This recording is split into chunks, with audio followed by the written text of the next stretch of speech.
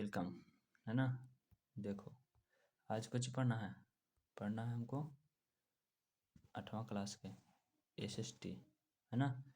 SST chapter number 3 जिसका नाम क्या है, तो नाम है तुर्क अफगान शासक, है ना।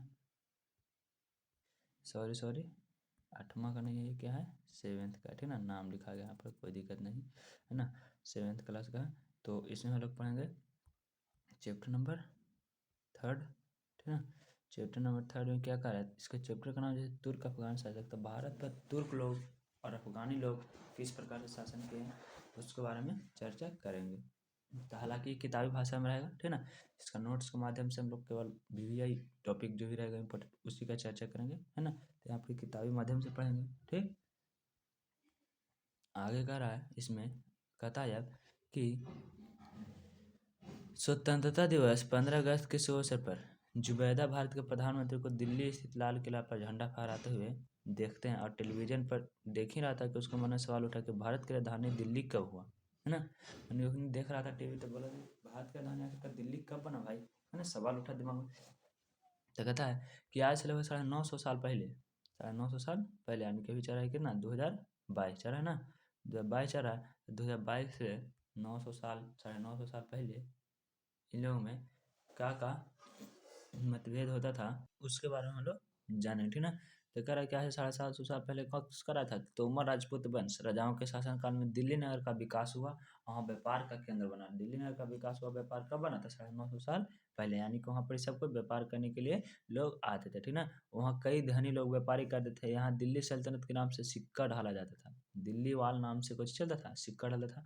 और 12वीं शताब्दी के मध्य में अजमेर के चौहान शासकों ने दिल्ली पर राज किया, अधिकार किया, और चौहान के अजमेर के साथ साथ दिल्ली को भी अपना प्रशासन शासक बनाया, माने कि दिल्ली को भी कैसे बनाया, अपना शासन बनाया, ठीक ना। जिससे कि देख सकते हो तुम लोग कि यहाँ पर ये पूरा क्या है भारत का नक्शा, है ना। ये पूरा क्या है भारत का नक्शा है, ठीक ना। ये जो है ठीक है पूरा भारत का नक्शा है। मोहम्मद गौरी के आक्रमण के समय का ही नक्शा है, ठीक ना। मोहम्मद गौरी के आक्रमण के समय का ये नक्शा है। एकरा में कौन कौन कब कब राज किया था। पहले राज किया प्रारंभिक तुर्क शासक 1206 से लेकर 1290 तक, ठीक है। तुर्क शासक जो था 1206 से लेकर 1290 तक शासन किया। और कुतुबुद्दीन ऐबक शासक जो था 1206 से लेकर 1210 तक शासन किया, ठीक है। लेकिन से प्रारंभिक 1206 से 1290 तक एकदम पूरा तुर्क ला था। तुर्क में सबसे पहले कौन था, कुतुबुद्दीन ऐबक, ठीक है। जब 1206 से 1210, फिर 1210 से 1236 तक कौन किया, तो इल्तुतमिश किया, ठीक है। इल्तुतमिश किया, और उसके बाद फिर रजिया सुल्तान जिसके नाम से जाना जाता है, महिला शासक थे, है ना।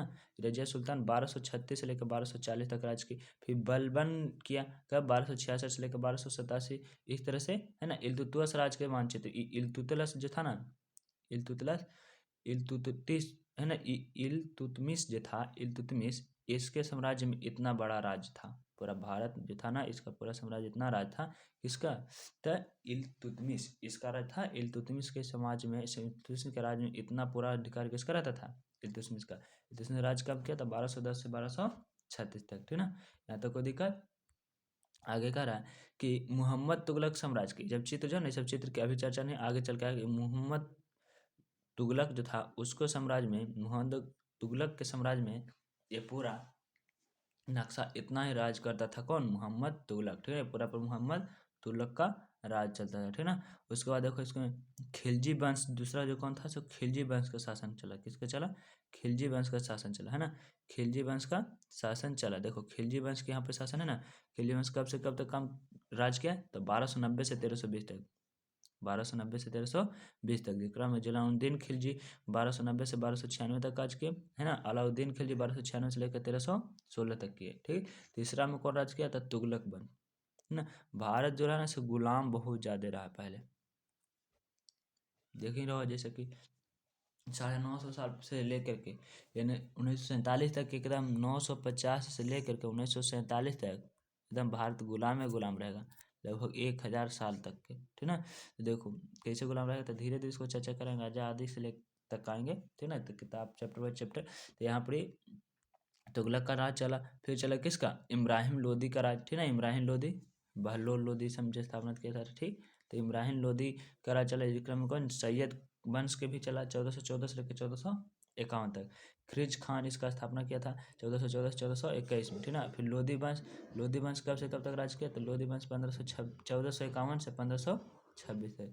1451 से 1526 तक की किसका है, तो लोधी वंश की। 1451 से 1526 तक लोधी वंश किया। फिर एक बहलोल लोधी सबसे पहले था, वो राज किया 1451 से 1489 तक। फिर सिकंदर लोधी जो था 1489 से 1517। इब्राहिम लोधी था 1517 से 1526। देखो राज खत्म हो रहा है कि दूसरा राजा बन रहा है, कर मतलब कि राजा या तो मर गया था, ठीक ना, या तो हार गया था, ठीक ना। तो हार जाता था तो उसको अधिकार नहीं मिलता था, लेकिन जीतल था। लेकिन राजा मर जाने के बाद उत्तराधिकारी जो बेटा रहता था वो रहता था कुछ उसका उत्तराधिकारी, वही फिर कुछ बनता था, राजा बनता था, ठीक ना। ऐसे पहले के व्यवस्था था, ठीक। इस तरह से दिल्ली में बहुत पहले से ही शासन करने की कला चलते आ रहा था, है ना। कब से, तो 950 ईस्वी से ही चले आ रहा है, ठीक है। यहाँ पर बहुत सारे राजा आए, लड़ाई हुआ, युद्ध हुआ, बहुत सारे हारे मरे जिए। आवाज भी, भारत की राजधानी क्या है, दिल्ली ही है ना। और यहाँ पर भी बहुत सारे नेता लोग जो है ना राज कर रहे हैं, आकर के राज कर रहे हैं, उन लोग के देश संभाल रहे हैं, ठीक।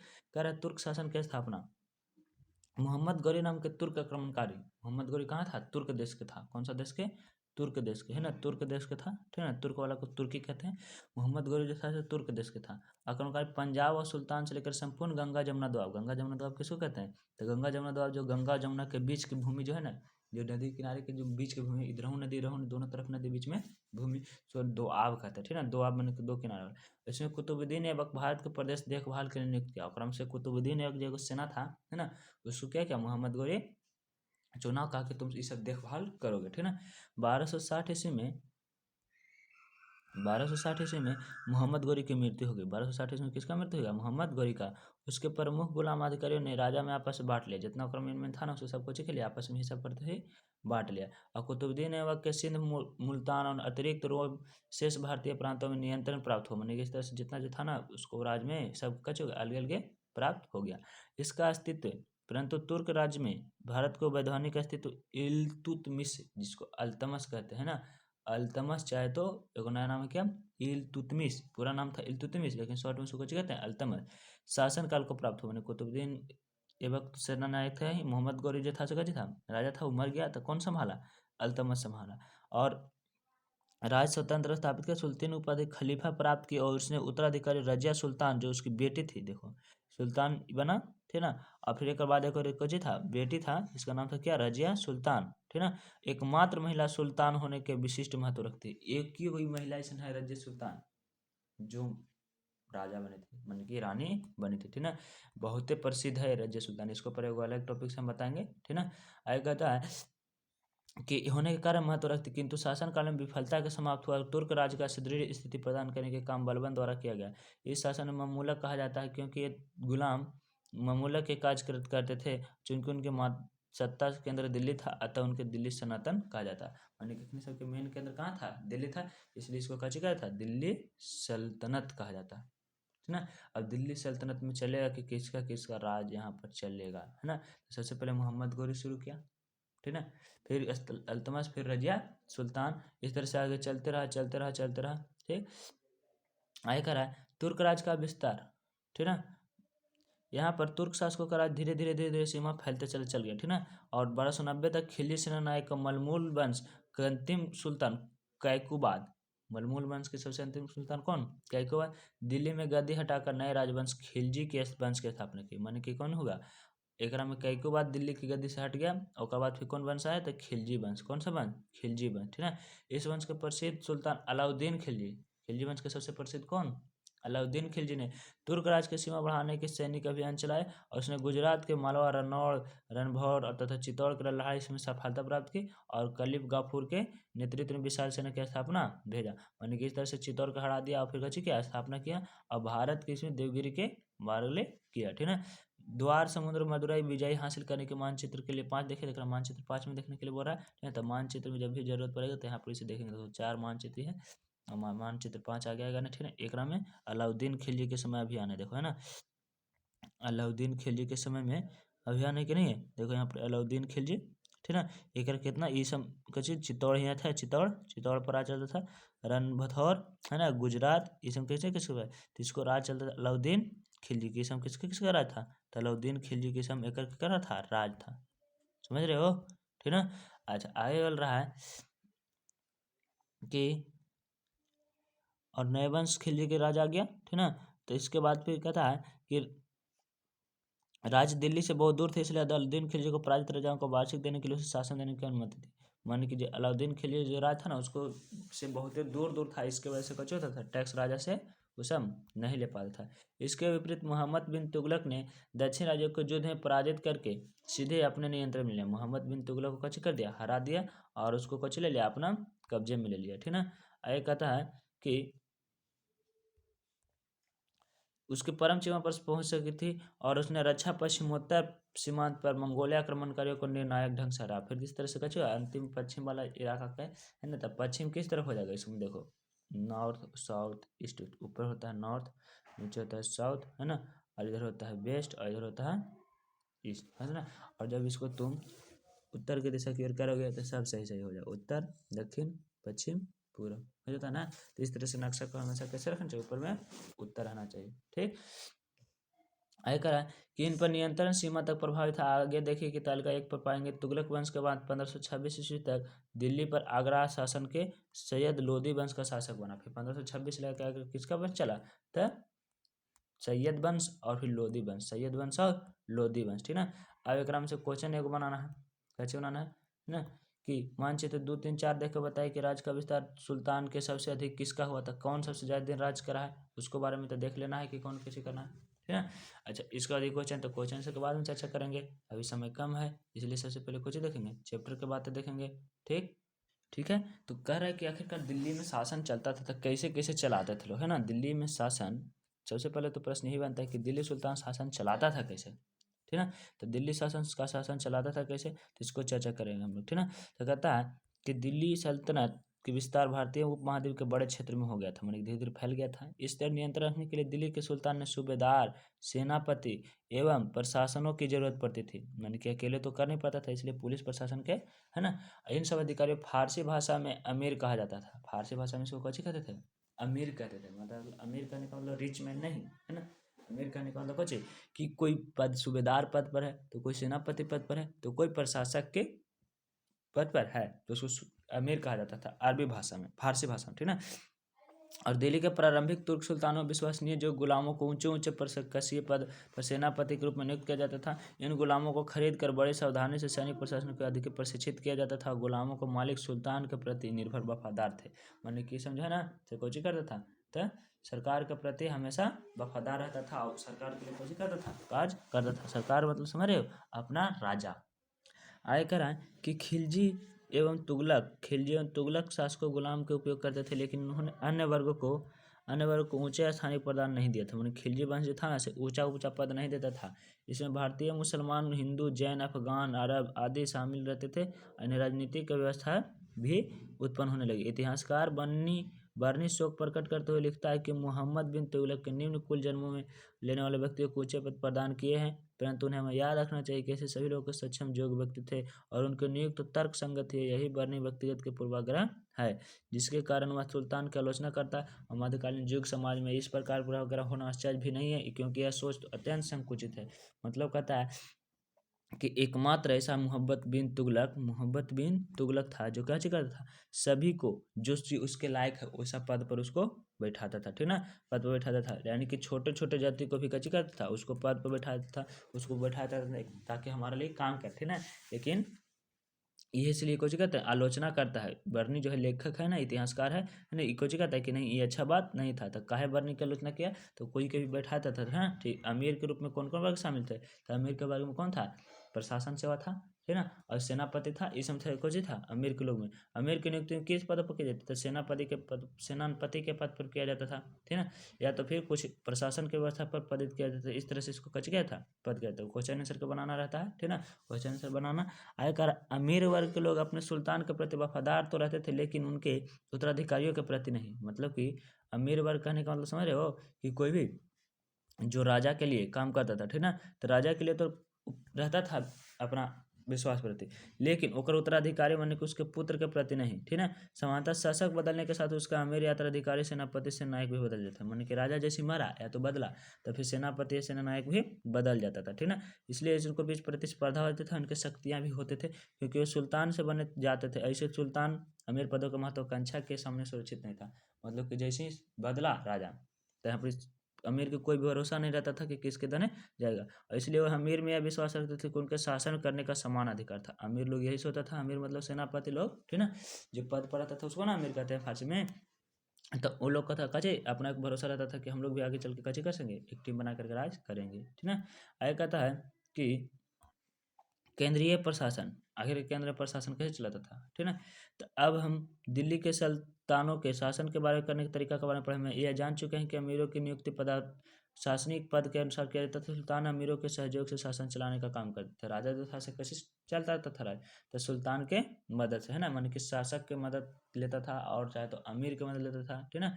केंद्रीय प्रशासन वित्त विभाग विराजत अब वजीर का स्थान महत्वपूर्ण था। उनके कार्य थे राजस्व कर वसूलना और आय व्यय नियंत्रण रखना, वेतन बांटना, आगता देना, व्यवस्था करना, पदाधिकारी अरिजम मालिक सुल्तान या सेना के प्रबंधक, वकील या दर राज परिवार से देख रेख करना, काजी मुख्य न्यायाधीश दीवान ऐसा राजकीय फरमान जारी करना, बरीद मुमलिक गुप्त रूप से सूचना एकत्रित करना, इसमें किसका काम था, तो केंद्रीय प्रशासन का। केंद्रीय प्रशासन का मेन काम था ना कि कितना टैक्स हुआ उसको जोड़ करो, ठीक। उसके बाद कौन पद पर कौन है, कौन पद पर है उसको देखना, ठीक ना। और उसके बाद देखना है कि कितना टोटल पैसा आया है, चाहे तो कहीं दूसरी जगह से फरमान तो ना है राजा के लिए कोई ऑर्डर तो नहीं है, मानी कि आदेश चाहे तो कोई रिक्वेस्ट ये सब कुछ तो नहीं ना है, उसको देखना रहता था किसको, तो वो देखना रहता था केंद्रीय प्रशासन को, ठीक ना।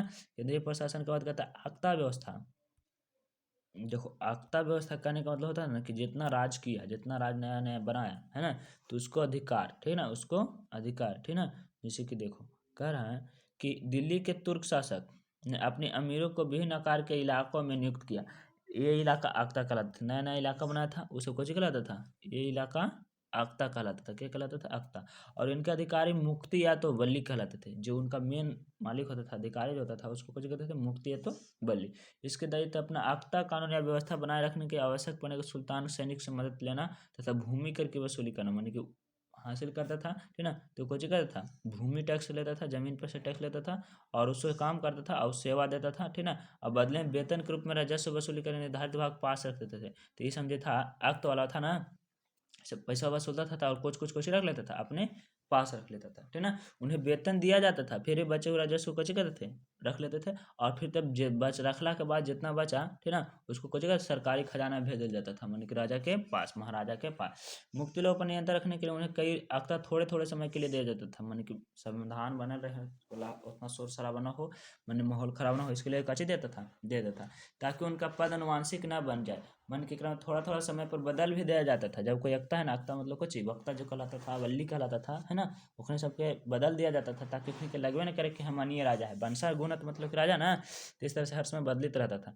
जैसे कभी मुख्यमंत्री प्रधानमंत्री बदलाता कि नहीं बदलाता है जनता के आधार पर, उसी प्रकार से आय कर आए कि वसूले गए राजस्व के सबसे बड़े हिसाब रखने के लिए आमिल नामक लेखाधिकारी वक्ताओं को रखा था। देखो यही सब वसूली करता था ना, इस सब की रेखा कौन करता था, अमील नामक लेखा अधिकारी अक्ता में, ठीक है। उन्हें सख्ती से हिदायत दी जाती थी कि वे राज्य के निर्धारित ही कर वसूले, और ये अक्ता व्यवस्था के प्रांतीय व्यवस्था की इकाई काज करता था। मन की इस के मेन काम था कुछ कि किसी भी तरह से उसको वसूलना है और उसको कुछ करना है, रखना है, ठीक है। जैसे कि देखो एगो मुक्ति का अधिकार दिया हुआ, एक में का चर्चा मिलता है,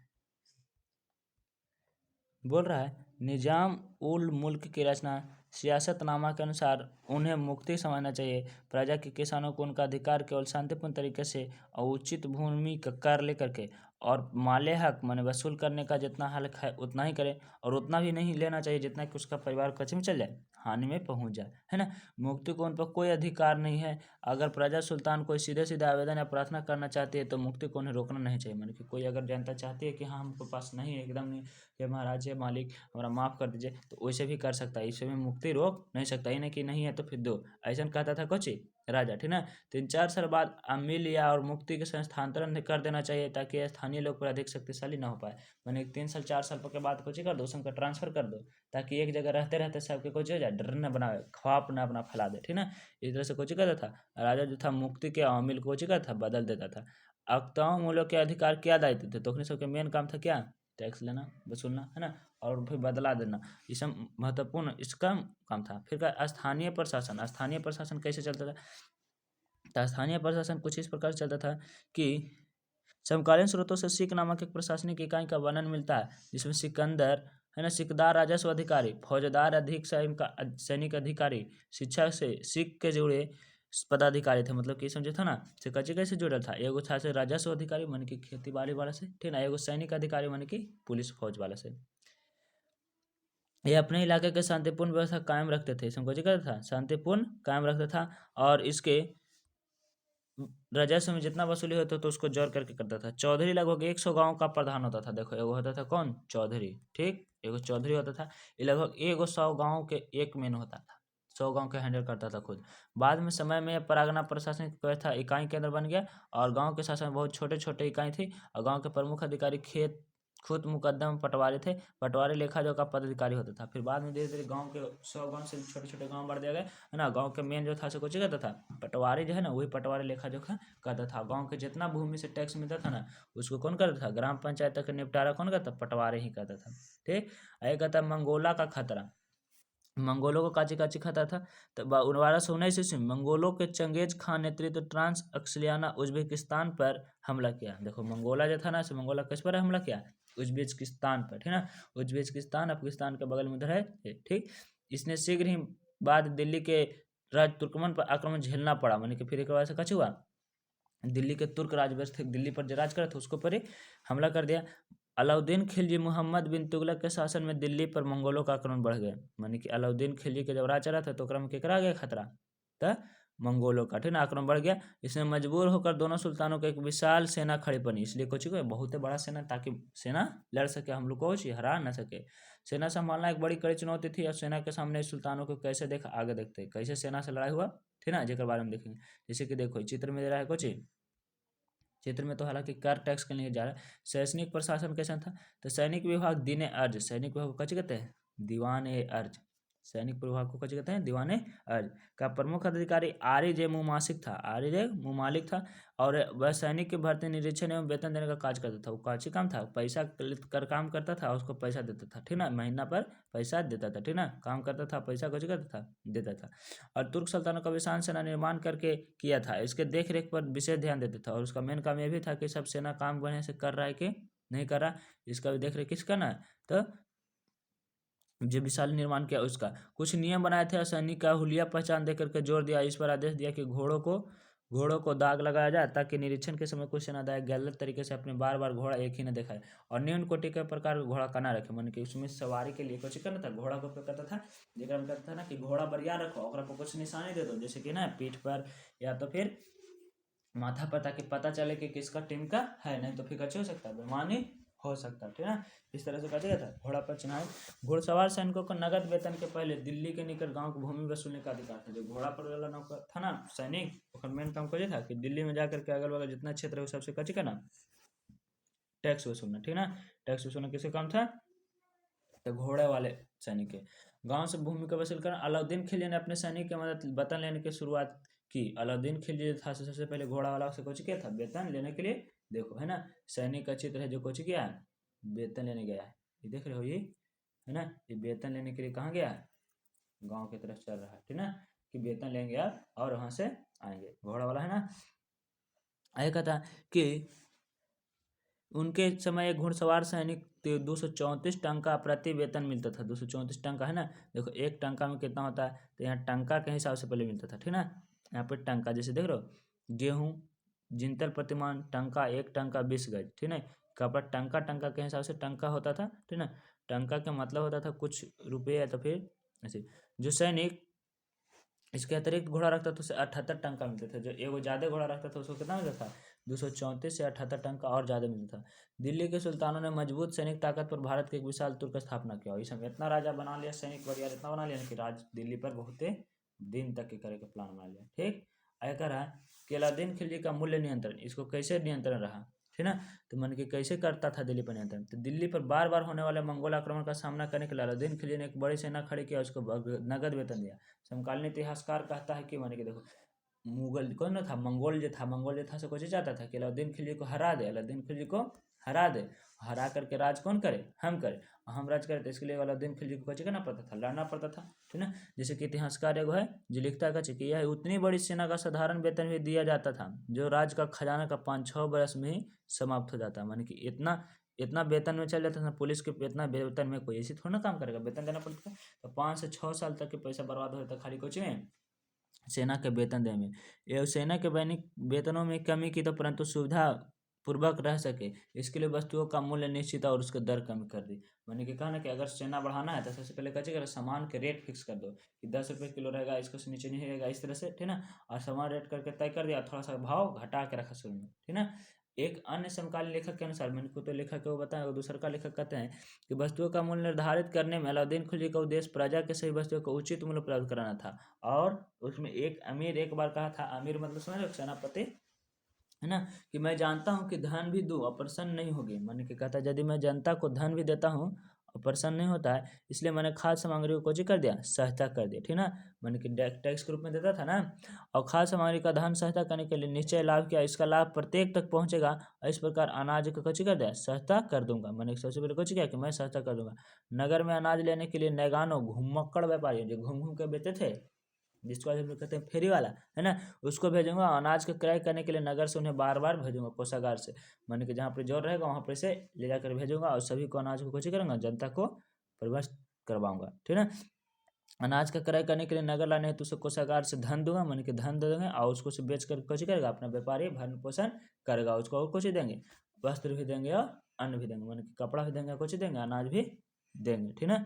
आय करा सुल्तान के, है ना, कि इस प्रकार से सुल्तान खदान को लेकर के वस्त्र देने के लिए बोले, ठीक ना। और इस तरह से वस्त्र को मैंने कि कपड़ा भी देने के लिए बोला, और दास और मवेशियों के लिए दैनिक जीवन का उपयोग वाला चीज़ों की कीमत निर्धारित कर दी, मैंने कि रोज रोज के जीवन में उपयोगी होता है, कपड़ा के लिए, रोटी के लिए, आटा के लिए, सब कच्चे मूल्य कीमत कर दिया, ठीक ना। बाजार में अलग अलग निश्चित किया गया, मैंने कि बाजार में कुछ रेट रहेगा, दूसर का बाजार में कुछ रहेगा, है ना।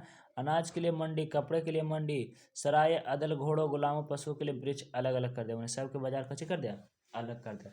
जैसे कि देखो ये लिस्ट जो है ना, से का है हिसाब किताब के कैसे कैसे किलो को चीज़ हिसाब बिकता था, किलो से बड़ी नहीं बिकता था, टंका से बिकता था, ठीक ना। देखो गेहूं जो है से कैसे बिकता था, गेहूं 7.5 जितल प्रति मन, है ना, उघड़ी के प्रति मन 40 किलो अभी होता है, उसमें थोड़ा बहुत कम था, ठीक ना। कपड़ा जो था से महीन प्रकार के जो होगा सो 1 टंका 20 गज, 1 टंका पैसा दोगे ना तो 20 गज मिलेगा। जो था से 4 जितल प्रति मन, और घोड़ा जो था से कच्ची प्रथम श्रेणी के एकदम बहुत बढ़िया था, उसको 100 से 120 टंका मिलेगा। फिर कह रहा कच्ची चना जो है से कच्ची 5 जितल मन, चावल जो है से 5 जितल प्रति मन, घी जो है से आधा जितल 1 सेर, फिर आधा जितल के 1 सेर मिलेगा। शेर लगभग किलो के बराबर होता था, लेकिन फर्क थोड़ा सा रहता, 33 ग्राम के 933 ग्राम का होता है 1 सेर, ठीक ना। नमक 1 जितल में 5 सेर, है ना। और फिर कुछ मिश्री 2 जितल में 1 सेर, इस तरह से शक्कर, गुड़, सब वस्तु का था एगो निर्धारित मूल्य करल था, ठीक ना। निर्धारित मूल्य था, जैसे दुधारू गाय 3 से 4 टंका, भैंस, इस तरह से कहे सबके एगो मूल्य निर्धारित कर दिया गया, और इसी रेट से सबके बाजार में मिलता था। जैसे कि देखो 48 जितल का 1 टंका कहते हैं, 48 जितल का 1 टंका आवाज के चांदी के 1 रुपये के बराबर होता था। जो 48 जितल था ना से 1 टंका कहलाता था, और एगो चांदी के सिक्का के बराबर होता था। अलाउद्दीन खिलजी के समय 15 किलोग्राम का 1 मन था। देखो 1 मन कितना किलोग्राम, 15 किलोग्राम, लेकिन 1 किलोग्राम अभी कितना है, 40 किलोग्राम। तो अलाउद्दीन खिलजी उस तरह से पहला वाला बार नियम धारण किया था, नियम निर्धारण किया था, जिसकी वजह से थोड़ा सा तकलीफ हुआ था। बाजार में अनाज की आपूर्ति करने के लिए किसानों को अपनी उपज में आधा भूमि कर के रूप में देने पड़ते थे, ठीक ना। मैंने कैसे करता था, बाजार में सामान पूरा हो इसके टैक्स देना पड़ता था, कितना, आधा।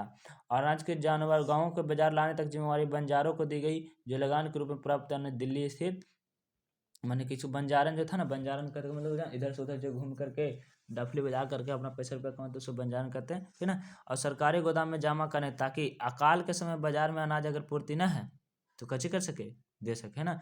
अकाल में इसको काम आ सकता है ना, जैसे पटना गोलघर जो बना है तो कुछ अकाले से बचने के लिए ना, वहाँ पे अनाज का भंडारण कर सकते हैं। व्यापारियों को बाहर से कपड़ा लाने के लिए अग्रिम धन की व्यवस्था की गई, मन के बाजार से कपड़ा लाएगा, ठीक ना, और इस तरह से उसको कुछ किया व्यवस्था किया गया, ठीक। और सही व्यापारियों की एक निश्चित मात्रा में वस्तु लाने और बेचने का बात किया गया, मन कि फिक्स से कर दिया कि इतना से ज़्यादा तुम लोग नहीं बेच सकते, इतना से कम भी नहीं बेच सकते, कुछ सामान लिख लो, है ना, उसी के अनुसार सबके बेचना है, ठीक ना। उसने उपाय सफल बनाने के सुल्तान के बाजार का नियंत्रक सहना बरीद खुफिया अधिकारी, मान कि इस बाजार में कुछ गड़बड़ी तो नहीं ना हो रहा है, इसके लिए जांच करने के लिए कुछ खुफिया अधिकारी बनाया, और गुप्तचर जो मैंने छुप छुप के देखे और गुप्तचर कहते हैं, ठीक ना। जमाखोरी चोर बाजारी कम तोलने पर कठोर दंड की व्यवस्था की, मान कि अगर कोई व्यापारी कम तोल के देता है तो कैसे होगा, उसको सजा मिलेगा। जैसे कि देखो ये चित्र जो है ना, चित्र का चाहिए अलाउद्दीन खिलजी के समय बाजार का चित्र, बाजार का चित्र देखो, घोड़ा है ना, घोड़ा है, ये घोड़ा खाने वाला, इन्हें सब कुछ कपड़ा लत्ता ये सब सामान बिक रहा है कि नहीं बिक रहा, बाजार के चित्र है, ठीक ना। ये कह रहा है कि अगर कोई गलत करता है, मैंने कि ठगता है कोई को, तो उसको सजा मिलेगा, क्योंकि पैसा दे रहा है पूरा, तो ठगेगा तो है ना। इस तरह से कुछ नियम कानून बटखारा बना दिया गया ताकि कोई के साथ बेईमानी न हो, है ना। क्रय विक्रय के रेट कर दे कि इतना में लाएगा 5 रुपये, तो बेचेगा तो 6 रुपये, चाहे तो 4.5 रुपये, कैसे भी कह दिया, वो राजा जो कह दिया वही रेट हो जाता है, ठीक ना। आगे कहता है कि यह अलाउद्दीन का मूल्य नियंत्रण व्यवस्था केवल दिल्ली में लागू की गई थी, मान कि सगरों नहीं था, केवल कहाँ था, दिल्ली में, और अन्य सभी भागों में शहरों में लागू। इतिहासकार फरिश्ता ने मात्र एक लिखा है कि वस्तुओं का मूल्य जो दिल्ली में थे वही राज्य के अन्य भागों में भी थे, मान कि इतिहासकार एगो है ना, जो कौन है, अच्छी नाम उसको, उसका नाम है फरिश्ता, ठीक है ना। ये कहता है कि जो दिल्ली में रेट था ना, उस सभी आसपास के बाजार में लगभग रेट चलता था, ठीक है, कहा कि चर्चा हो जाता था कि हाँ हुआ गेहूँ 75 रुपये जिंतल है तो 78 रुपये जिंतल देगा, गलती बात ना है। तो इस तरह से है ना, जिंतल 48 जिंतल के कितना, एगो चांदी के सिक्का के बराबर, है ना, और एक मन कितना 15 किलोग्राम के, उड़ के दाना ना। सारी शक्ति होने के बड़ी मात्रा उपलब्ध होकर विद्वान जोग एवं कुशल व्यक्ति दिल्ली आकर बस गए, जितना पढ़ा लिखा था सब कहाँ के बस गया, दिल्ली बस गया, और कुछ करने लगा, व्यापार करने लगा, और व्यापार से कुछ हो गया, विकास होने लगा, ठीक ना। हालांकि ये पेज देखो क्लियर नहीं है ना, लेकिन कॉपरेट करना थोड़ा सा, कि भूमि लगान से प्राप्त तरीके, एकराम देखो चाहिए कि भूमि लगान से प्राप्त तरीके, एकराम है ना, कैसे भूमि से टैक्स से पैसा होता था जोर, इसके बारे में करेंगे, ठीक। एकराम कहता है 13वीं शताब्दी जब तुर्क भाषण, है ना, 13वीं शताब्दी में जब तुर्क शासन आसन किया था, तो कच किया था, व्यवस्था किया था कि हम लोग कच करेंगे, तो शासन करेंगे और वहाँ पर इसे कुछ करेंगे, वसूलेंगे। जैसे कि चित्र देख रहा है, चित्र में देख रहा है, चित्र में कुछ कर रहा है, यहाँ पे किसान है, यहाँ पर इसे कुछ है, पुलिस सेनापति है, यखनी कुछ कर गया है, टैक्स मांग गया है कि नहीं गया है, टैक्स वसूल, लगान के वसूल करते, लगान वसूल करते हुए अधिकारी का चित्र, है ना, लगान वसूल कर रहा है कि लाओ भैया टैक्स दो, है ना। इस तरह से भूमि पर खराज लगाता था, ये लोग किसान से वसूली करते थे और कोष में जमा करते थे, वसूली करके कच्चे में करता था, कोष में जमा करता था, और इसके सेवा में बदले उन्हें एक हिस्सा मिलता था, जो लाता था ना सैनिकों ने, से कुछ मिलता था, हिस्सा मिलता था कि धर तो नहीं लाया। और यह वर्ग स्वयं धनी किसान होता था, अपने सब कौन रहता था, जो खुद अमीर किसान इससे, और इसके अनुसार जाके गरीबन किसानों से मांगता था, और मांग करके फिर जमा कर ओकरों में से हिस्सा ले लेता था राजा के, कि हम कम किए थे हमको दीजिए, ठीक है। गरीब किसान पर डाल देते थे, अपना टैक्स खुद नहीं बलता था, और टैक्स अपन वाला केकरा पर डाल देता, गरीब पर, मैंने शोषण गरीब के, है ना। और इसे पशु कर भी देना पड़ता था, घर के टैक्स देना ही था, और पशु पर जानवर अगर पाल रहा है तो उसको पर भी टैक्स देना पड़ता। अलाउद्दीन खिलजी ने भूमि कर वसूलने के अधिकार उसे छीन लिया, लेकिन अलाउद्दीन खिलजी जो था चका चिका कि नहीं, तुम लोग ना बड़ी बेईमानी करते हो, जाते हो उसको से अपने वाला ले लेते हो, ठीक है ना। इस तरह से कुछ कर दिया, खत्म कर दिया, और कह दिया कुछ कि राज्य द्वारा किसानों के वसूलने का सीधे अधिकारियों को दे दिया जाए, उन्हें दोआब क्षेत्र के खिलासा सुल्तान के अधिक मार करवाकर उपज, है ना, माफ कर उपज करवाना हमारा काम रहेगा। मैंने क्यों कहा ना कि जो भी है, ठीक है ना, जो भी क्षेत्र पता है, जो भी टैक्स होता है, सुखा कर डायरेक्ट ला करके राजकोष में जमा कर दो, ठीक है ना, इसमें आपको कोई परेशानी नहीं होगी, ठीक है ना। एक अलाउद्दीन खिलजी के साम्राज्य देखो, अलाउद्दीन खिलजी के साम्राज्य कुछ इस प्रकार से इतना दूर था, है ना। लेकिन कौन कौन आता था, पटन, चित्तौड़, साडोन, नागेर, सिल्वरी, है ना, ये सब आता था, झांडून, कबार, कटेर, मियाँ दोआब, फिर ये मियाँ दोआब, गंगा जमुना इधर, गंगा इधर, है ना, इधर जमुना नदी, तो बीच वाला जहाँ से कुछ था दोआब था, और नदी के किनारे वाला में जर्मीनिया में बड़ी पैसा होता था, कैसे, कहे कि खेतवा उपजता था ना, धान देता था, फसल देता था, इसी के चलते। देखो आय का किसान आधा, इसको हमें कच्चे अधिकार दे दिया अलाउद्दीन खिलजी कि किसान डायरेक्ट आकर राजकोष में टैक्स दे देगा, ठीक है ना। आधा भाग किसानों को भूमि कर देने में आदेश दिया, मैंने कहा ना कि आधा जितना उपजता है वो कर आधा आके जमा करेगा, अगर आधा जमा नहीं करेगा तो बहुत है ना, रखी चाहे वो धनी किसान हो या फिर बलहार, मैंने कि चाहे तो धनी हो चाहे तो फिर कुछ हो गरीब हो, सबको कितना जमा करना, आधा जमा करना है। परंतु गरीब किसानों को कोई लाभ नहीं हुआ, देखो गरीब किसान तो पहले ही टैक्स देता था, अब वही टैक्स दे पड़ रहा, एक कोई फायदा हुआ, और अमीरवन के कच हो गया कि एक सब राजा के तो फायदा हो गया है ना कि आधा मिलेगा, ठीक है। मोहम्मद तुगलक ने भूमि लगान दर उपज आधा भाग से भी अधिक बढ़ा दिया। देखो मोहम्मद तुगलक जो आया तो कहा आधा नहीं आधा से ज़्यादा दो, है ना। और ओकर साथ दूसरा कर चराई एवं गृह करों की शक्ति वसूलने लगा। अब पायसों के किसान को तबाही सामना करना पड़ा, विद्रोही हो गए। माने कि वो तो खाली लेता था कुछ, आधे टैक्स लेता था अलाउद्दीन, है ना। लेकिन मोहम्मद तुगलक जो था सो कहा कि नहीं आधा से नहीं होगा, आधा से ज़्यादा हमको टैक्स चाहिए, काहे कि हम सेना बढ़ा ले हैं तो निकराज दे रहे हैं, ठीक ना। तो किसान उनके बस उपजा खाने पर बचबे करता था। इसकी वजह से बहुत कुछ था मुसीबत। जैसे कि देखो किसान के कैसे एगो दर्द है जेकर बारे में चर्चा किया, कौन चर्चा किया है तो फिरोजा शाही लेखक थे घोड़ी, ठीक ना। बरनी की चरखा रचना तारीख है फिरोजा शाही, तारीख है फिरोजा शाही कहले किताब का नाम तारीख है फिरोजा शाही, हिंदी इलाके ऐसे करते थे। सुल्तान ने शक्ति के साथ राजस्व की मांग की और इस प्रकार अधिक करों में, जिसको अबवाब कहते हैं, बहुतायत या दो वाब बर्बाद हो गया। मैंने कितना टैक्स लेके लगा ना कि जेकरा वजह से कुछ होगा सब कुछ बर्बाद हो गया। हिंदुओं ने अनाज से ढेरों आग लगाकर जला दिया और अपने घरों को जानवरों से भगा दिया। सुल्तानों के सिकंदरों को फौजदार आदेश दिया कि पूरे क्षेत्र में उसको उजाड़ दो और लूट मार करे, है ना। उन्होंने बहुत से खुद को मुकदमे के मार डाला, बहुत को अंधा कर दिया, जो बच निकले उन्हें गिरोह बना करके जंगलों के भोग भाग गए। मैंने ये कहा क्या किसान के टैक्स इतना देने लगा ना, लेकिन सब सोचा कि अब कोई बात हम लोग के नहीं बनेगा, इसलिए कुछ क्या किसान लोग कि अपना जानवरों को खोल करके और कुछ कर दिया, भगा दिया कि जाओ, है ना। तो राजा को पता चला तो सब कहे क्या कि सब ना पकड़ के लाओ, मारो, इतना मार ना कर तो नहीं देता टैक्स, है ना। और इसको कुछ करो गिरोह बना लो, है ना। तो इस तरह से कहे पूरा क्षेत्र के मारपीट करते करते बर्बाद कर दिया और फिर लूट मार के लिए आगे भेज दिया, है ना। और इसलिए किसान छोड़ छाड़ के कहाँ चल गया, सब जंगल में चल गया और जंगल में भी उसे जो भी मिला उसको सब मार दे। इतना तो किसान को तकलीफ हुआ, है ना।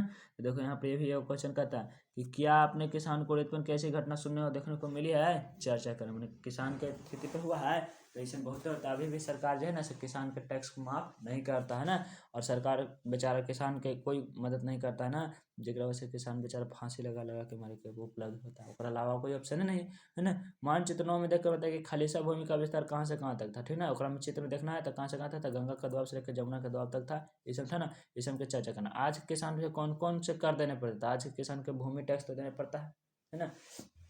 लेकिन धान गेहूँ पता है उसका टैक्स नहीं देना पड़ता, जीएसटी SGST CGST सब देना पड़ता है, ठीक है। मोहम्मद बिन तुगलक के बारे में देखो, एक प्रयोग धर्मी शासक, है ना। एक क्वेश्चन शासक था प्रयोग धर्मी, एकदम जो भी कहता था एकदम कर ही करता था।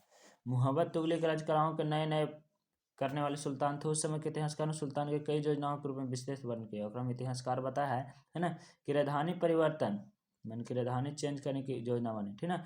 और संभवतः 1327 में देवगिरी को राजधानी बनने का निर्णय लिया गया। हमने कि दिल्ली से राजधानी के करवाना चर्चा किया गया कि देवगिरी को बना जाए, ठीक ना। किसका बना जाए तो देवगिरी को। और दौलताबाद रखा, उसको नाम बदल दो, देवगिरी को नाम बदल दो, कुछ रख दो दौलताबाद। उसने दिल्ली के सभी निवासियों को दौलताबाद जाकर जाने का आदेश दिया, है ना। जैसे कि पिछले चैप्टर में हमने पढ़े थे कि कैसे क्या था कि दिल्ली से कहाँ भेजा था दौलताबाद, है ना। और इस विषय में इतिहासकार कुछ गलत तरह से भी कहते हैं, दूसरा तरह से भी कहते हैं ना कि उसने कहा परिवर्तन पहचान करे और दिल्ली से दौलताबाद जाने के रास्ता में ओकरा में जाने की कोई कहता है कि जाते ही, कोई कहता है कि भगा दिया, कोई कहता है कि नहीं दौलताबाद जाने के लिए बोला गया था, ठीक है। क्वेश्चन है कच्ची कि दिल्ली से दौलताबाद जाने में लोगों को किन किन क्षेत्रों से होकर गुजरना पड़ा था। तो दिल्ली से दौलताबाद जाएंगे तो बहुत सारे पहाड़, नदी, झाड़ी, इस सब के इलाका का सामना करना पड़ेगा नहीं। अपने विचार सुल्तान राजधानी परिवर्तन का निर्णय उचित था। अब तू बताओ कि राजा राजधानी बदला, का सही बात था, सही बात था काहे, है ना, गलत बात था कैसे। तो देखो सही था, काने हो सकता है काने दिल्ली पर खतरा हो जिसके वजह से कच करता था, अपना राजधानी बदलना चाहता था, या तो हो सकता है कि जनता को परेशान करना चाहता होगा, ठीक है। इसकी वजह से कच बदल दिया। तुमको जो लगता है उस हम तो नहीं बनाएगा, ठीक है। आपके अनुसार राजधानी परिवर्तन करना कौन सा कारण हो सकता है, मतलब राजधानी बदलना कौन कारण हो सकता है। तो इसके बहुत सारे कारण हो सकता है, कहानी राजा का खतरा रहे, हो सकता है कि जनता टैक्स नहीं दे रहा हो तो इसलिए परेशान करके टैक्स लेना चाहता था। राजधानी परिवर्तन के दौरान नागरिकों को किस प्रकार कष्ट आए होंगे। तो राजधानी परिवर्तन हुआ तो बेचारा आदमियन का तो बहुत ही ज़्यादा प्रॉब्लम हो गया ना, आवे जाए में इतनी प्रॉब्लम हुआ, ठीक ना। कहता फिर कि खुरा साहिब विजय, मोहब्बत तुगलक के खुरा साहिब मध्य एशिया के जीतने की योजना बनाई। मध्य एशिया के बीच वाला एशिया, है ना, चाइना इस पाकिस्तान इस अफगानिस्तान उस समय वही था वहीं पर, ठीक है। योजना बनाया। खुरासन 11 मंगोला का शासन था और सैयद वहाँ का सुल्तान था। सैयद को जो था, सैयद वहाँ का सुल्तान था, सैयद जो था वहाँ के राजा था, ठीक है। सुल्तान मोहम्मद तुगलक किस देश पर विजय पाने के लिए 3,70,000 फौजी की एक विशाल सेना खड़ा की। बोलो कितना फौजी, 3,70,000 है ना, मतलब कि बहुत सारा फौजी। उसने ट्रांसक्सियाना, जिसको अभी कुछ कहते हैं उज्बेकिस्तान कहते हैं, ट्रांसक्सियाना जिसको अभी कुछ कहते हैं उज्बेकिस्तान, वहाँ पर से मंगोल शासक और मिस्र के सुल्तान से दोस्ती कर ली, मैंने कि दोनों को से कुछ कर लिया, मिल गया, ठीक ना। और परंतु सुल्तान के खुरासान पर विजय पाने की इच्छा सफल नहीं हो सका, लेकिन मिल तो गया, लेकिन तैयो फिर खुरासान पर राज नहीं कर पाया, क्योंकि मिस्र के सुल्तान खुरासान के सुल्तान दोनों दोस्त बन गए। मिस्र के खुरासान और कौन, खुरासान के सुल्तान, जब पहले जो था ना, देखो ये कुछ किसको से राज किया, इस सोचा कि मिस्र के सुल्तान से हम कुछ कर ले, चंगोल शासक से दोस्ती कर ले, लेकिन मिस्र के सुल्तान जाके मिल गया किसको से, खुरासान से मिल गया, तो खुरासान हार रहा नहीं, जीत गया, ठीक ना। और यानी से कुछ हुआ, तुगलक जो है तो हार गया, मोहम्मद तुगलक जो था से कुछ क्या हार गया। और दूसरी तरफ सिंह भाई उसके गद्दी पर हटा दिया। अब सुल्तान के पास इतनी बड़े सेना के तनख्वाह देने के खजाने में पैसे थे, अब तो हार गया भी, अब पैसा रहा नहीं, तो सुल्तान के पास कुछ हुआ, सेना के पैसा नहीं दिया, तो इसलिए कुछ कर दिया, उसको पद पर से हटा दिया। अब पद पर से हटा दिया तो नया राजा बना, और नया राजा बना तो एकदम लूट मार हो गया, सब कोई एकदम कि हाँ राजा नया है, जनता सरकार के बात मानवे नहीं करी, और सब कोई सब एक दूसरे कहीं लूटे पट्टे में, जेकरा ही मिले पैसा बस ओकरे लूट ले, ओकरा ही खाए में ओकरे लूट ले, इस तरह से कुछ पूरा महामारी फैल गया, पूरा एकदम दर्द बढ़ गया, एकदम जनता सरकार के दोनों के टेंशन हो गया, नहीं है। फिर कहता है सांकेतिक मुद्रा का प्रचलन, किसका, सांकेतिक मुद्रा का, ठीक ना। सांकेतिक मुद्रा का प्रचलन सैनिकों के नगद वेतन देने की कागजी मुद्रा का सांकेतिक से चक्र आया, माने कि नगदे दे रहे हैं पैसा, धान गेहूँ नहीं देंगे, पैसा दे देंगे, इस तरह से पेमेंट करने के लिए कुछ कागज के पैसा बनाया, और फिर धातु के भी बनाया, है ना, जो सिक्का के, सोना के सिक्का होते थे, सोना के होते थे, ठीक ना, चांदी के होते थे, इस सबसे महंगा नहीं, तांबा के भी होता था कुछ कुछ। लोगों को इस मुद्रा पर भरोसा नहीं था, लोग ऐसा कोई पैसा होता है का, नहीं हमको पैसा पर कोई भरोसा नहीं, क्योंकि सिक्कों का नकल करना आसान था, इतना आसान था ना कि सिक्का घरों बना सकता था, लोहार सोना, ठीक ना। लोग नकली सिक्का बना करके तमाम तरह के करों का भुगतान करेंगे, अब सिक्का बनाना आसान था, नकली बना कर टैक्स दे देता था, ओरिजिनल वो रख ले रहता था, है ना। सोने चांदी के सिक्कों को बचा कर अपने घरों में जमा करने लगे, सोना चांदी के सिक्का रख ले लगा, और तंबा वाला बना के कुछ के लगा दे लगा, और इस तरह से सिक्का लेने से सब इनकार कर दे कि नहीं नहीं सिक्का नहीं है ना, इसलिए सरकार को करना पड़ा, अब सिक्का बनवाना पड़ा। जैसे कि लोग के 500 के 1,000 की नोट है, 2,000 की ना है, 500 के है ना, 2,000 की नोट नकली एकदम बना लेगा हु बहू वैसने, तो सरकार का घाटा हो गया ना, इसलिए नकली बना बनावे, इसलिए सरकार क्या करता है, नोट के जांच करते रहता है, बदलते रहता है बार बार, ताकि नकली नोट ज्यादा मार्केट में ना आए, कहा कि मशीनिया से जैसे बनता है तो सब पढ़ा लिखा लोग तो चोरी कर ही लेगा नहीं, इस तरह से क्या जाता, तो नोट तो सरकार को बंद करना पड़ा। फिर कहता है कृषि सुधार, कृषि सुधार काची काची है, तो कृषि सुधार देखो, मोहम्मद तुगलक के कृषि विस्तार सुधार के योजना बनाई, दीवान अमीर को ही कृषि विभाग के नाम से भी हुआ है, ठीक ना, कि क्रम को चाहिए लगभग 60 वर्ग मील क्षेत्र को सौंपा, कहा कि इसको विस्तार करो, खेती बढ़ाओ, ठीक ना, और खाली नहीं रहना चाहिए जमीन, ठीक ना। इरादा बंजर भूमि को खेती तहत लाने का था, मानी कि जितना भी बंजर भूमि है उसको भी कच्ची करना, उपजाऊ करना, किसानों को बीज हल बैल खरीदने की खुदवाने की 70 लाख प्रति दिया, ठीक ना। आगे कह रहा है, मतलब कची कह रहा था किसान, इसका मतलब था कची कि खेत ज़्यादा से ज़्यादा उपजाऊ जाए, है ना, और खुदवाने के लिए 70 लाख टन का बड़ी रकम कृषि के लिए मंजूर कर दिया, मैंने कि कहा ना किसान के लिए जाओ इतना सारा पैसा 70 लाख टन का, है ना, इसको कह कची खेती में लगा दो, इसमें पैसा खेती में करो। परंतु 3 साल तक बंजर भूमि का 1000वां भाग भी खेती लायक नहीं बनाई, इतना तो मेहनत किया, लेकिन तैयो खेती में कोई फायदा उतना नहीं हो, खेतियाँ बनवे नहीं किया, उतना जुताई नहीं हो पाया, बैल से कितना जुताई हो, ट्रैक्टर रहता था ना, तनी जल्दी समय कम समय में ज़्यादा उपज करता, नहीं हो पाया। और जितना भी जो अधिकारी था सेनापति सब पैसा भ्रष्टाचार के कारण खा गया, है ना। अब मजदूरी किसान तक पहुंचा नहीं, जिसके वजह से किसान भी काम बढ़िया से नहीं कर पाए, मैंने कि सब पैसा कचेगा, लूटपाट में खत्म हो गया। अब कहता है कि कृषि सुधार एक सरकारी दायित्व है, यह बात मोहम्मद तुगलक के समय में उभर कर सामने आई। सबसे पहले सरकार के ही काम खेती के बढ़िया करना, ये सबसे पहले बात क्या बताया, मोहम्मद तुगलक, है ना। क्या आप बता सकते हैं कि वर्तमान सरकार द्वारा किसानों के कृषि सुधार के लिए क्या सहायता दी जानी चाहिए, मैंने कि अभी की सरकार है उसको क्या सहायता देनी चाहिए, तो सरकार को चाहिए कि किसानों को समय पर बीज दे, पानी दे, है ना, फसल हो जाए तो उसको खरीद दे, साफ सफाई दे, किसान के पास सबके पास स्टॉक रखने के लिए जगह नहीं होता, ठीक ना, और सही मूल्य पर खरीदे, इस तरह से होना चाहिए जो, ठीक ना। कची कह रहा कि कृषि में सुधार का चाहिए, कोई सुधार उतना नहीं आया था, कहा ना कि सब पैसों का चाहिए, करप्शन लूट मार कर।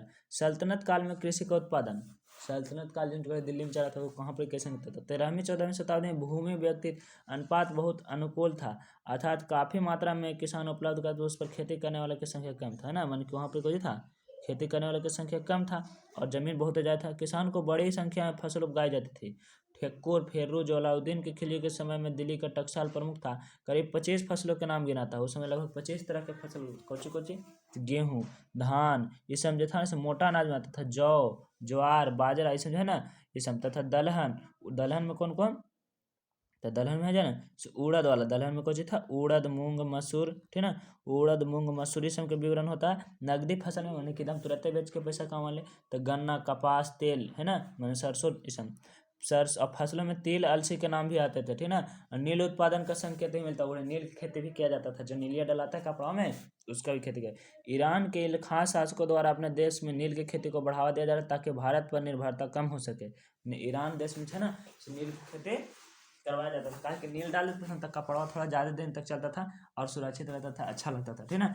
और इसमें फसल में सुधार किया, गेहूं के जगह पर गन्ना और गन्ना के जगह पर अंगूर बोया गया। और चीनी यात्री महुआन द्वारा बंगाल से रेशम कीट पालने की स्थापना की गई। मैंने कुछ तरह फिर रेशम के कीड़ा पालने के लिए बोला गया कि रेशम के कीड़ा से रेशम का धागा बनेगा तब कपड़ा बढ़िया बनेगा। कि सबसे पहले मेन जरूरी है कुछ रोटी, कपड़ा, मकान। तो रोटी मिल जाएगा, गेहूँ चावल से कपड़ा मिल जाएगा, तो इस तरह से जिंदगी बहुत बढ़िया कटता था, ठीक ना। इस तरह से राज्य पाठ चल रहा था, है ना। वो उतना टेक्नोलॉजी के खोज समय नहीं वाला था। समकालीन स्रोतों के समय नहरों की सिंचाई किए जाने वाले विवरण मिलता है, माने कि नहर से भी कुछ सिंचाई होता था, तो खेत की सिंचाई नहर से भी किया जाता था, ठीक ना, बरसात पर निर्भर नहीं रहता था, समझ रहे हो।